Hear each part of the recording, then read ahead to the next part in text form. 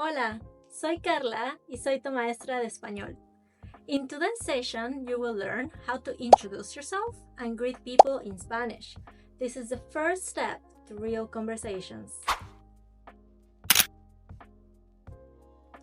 Me llamo Carla. Soy de México. Soy maestra de español e inglés. Me gusta conocer nuevos lugares y nuevos platillos. ¿Y tú?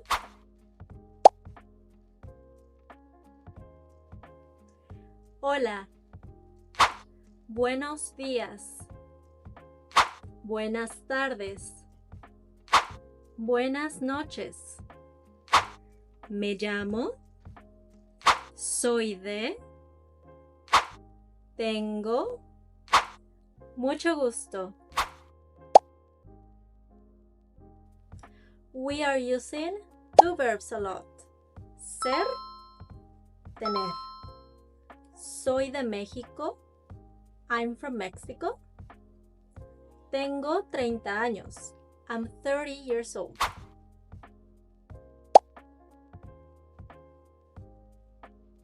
Hola, ¿cómo te llamas? Me llamo Laura. ¿Y tú? Soy Tomás, mucho gusto. Mucho gusto. Buenos días, ¿de dónde eres? Soy de Colombia. ¿Y tú? Soy de España. Buenas tardes, ¿cuántos años tienes? Tengo 20 años. ¿Y tú? Tengo 22 años. Hola, me llamo Andrés. Hola Andrés. Soy Julia. ¿De dónde eres, Julia? Soy de Argentina. Practiquemos juntos. Let's practice together. Say your answers out loud. Ready? ¿Cómo te llamas? ¿De dónde eres? ¿Cuántos años tienes? Remember, preparation and practice helps fluency and makes perfect.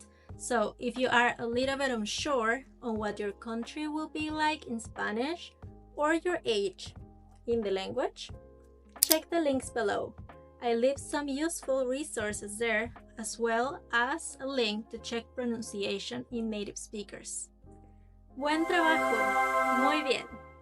Now that you can introduce yourself like a native speaker, leave a comment below and answer ¿Cómo te llamas? ¿Y de dónde eres? Subscribe for more Spanish lessons and nos vemos el próximo video.